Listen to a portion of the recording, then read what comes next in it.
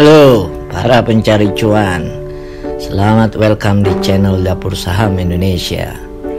Channel yang akan membawa lo semua sadar akan kenyataan di bursa saham. Lo kuat main saham boncos lebih dari 20% cuman dalam sepekan? Kalau gue sih enggak. Coba lu perhatiin saham-saham yang turun sampai di atas minus 20%. Selama 5 hari ke belakang ada beberapa yang harganya ambruk, antara lain INPS, PT Indah Prakasa Sentosa Tbk, DFAM, PT Davam Properti Indonesia Tbk, dan Suli, PT SLJ Global Tbk. Saham-saham tersebut jadi top losers periode 13 Mei sampai dengan 20 Mei 2022. INPS udah turun minus 28,01%. DFAM turun minus 22,27%.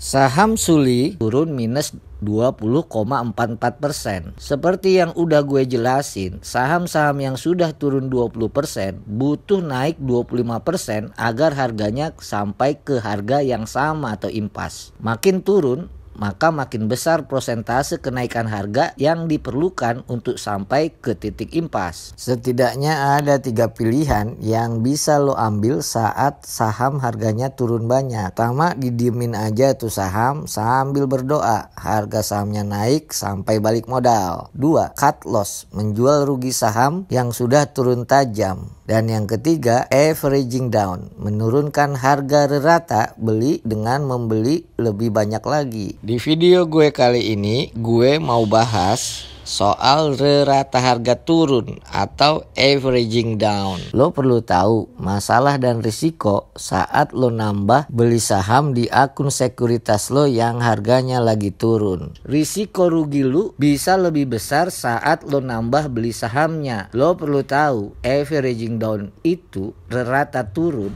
umumnya dilakukan oleh pedagang saham beraliran investor. Investor nilai, value investor akan membeli saham tambahan saat terjadi penurunan harga. Tujuannya agar terjadi penurunan harga rata-rata pembelian sahamnya. Asumsi dasar averaging down, penambahan saham ini dilakukan agar harga saham tidak perlu naik terlalu tinggi sampai bisa mendapat profit. Dengan kata lain, ide utama di balik strategi rata-rata turun adalah bahwa ketika harga saham naik, mereka tidak perlu naik terlalu tinggi agar investor mulai menunjukkan keuntungan pada posisi mereka. Sebagai contoh, jika investor yang beraliran value investing membeli 100 lembar saham dengan harga 600 perak per lembar saham, saat harga sahamnya turun menjadi 400 rupiah per lembar, maka penurunan sudah mencapai 33%. Agar dapat profit, investor harus menunggu saham ini naik sebesar 50%. Karenanya, investor dapat mengambil keputusan untuk membeli saham tambahan agar rata-rata harga pembelian menjadi berkurang. Jika investor menambah lagi jumlah sahamnya 100 lembar di harga 400 rupiah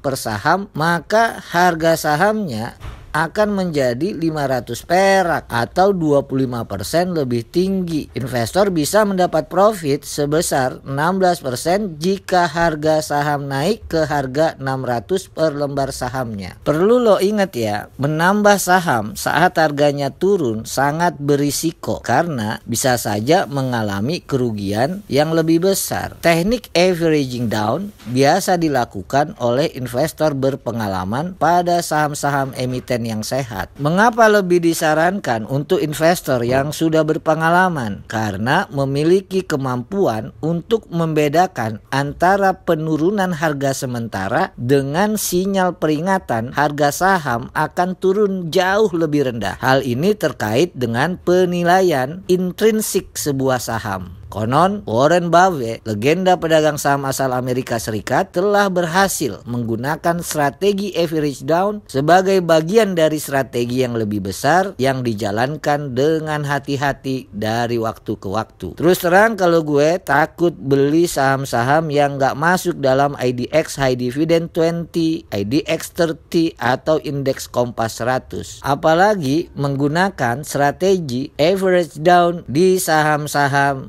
gorengan. dalam tanda kutip ya. Sebaliknya, sempat harga saham blue chip dalam indeks saham pribadi gue turun lebih dari 5%, gue cicil beli saham tambahan supaya harga rata-rata beli gue nggak jauh bedanya dari harga penutupan di perdagangan. Kalau lo gimana? Lo make juga strategi averaging down? Pengalaman lo bisa cuan apa nambah boncos? Sekian dulu video kita kali ini. Mudah-mudahan dikit-dikit ada manfaatnya. Terima kasih ya udah nonton channel Dapur Saham Indonesia.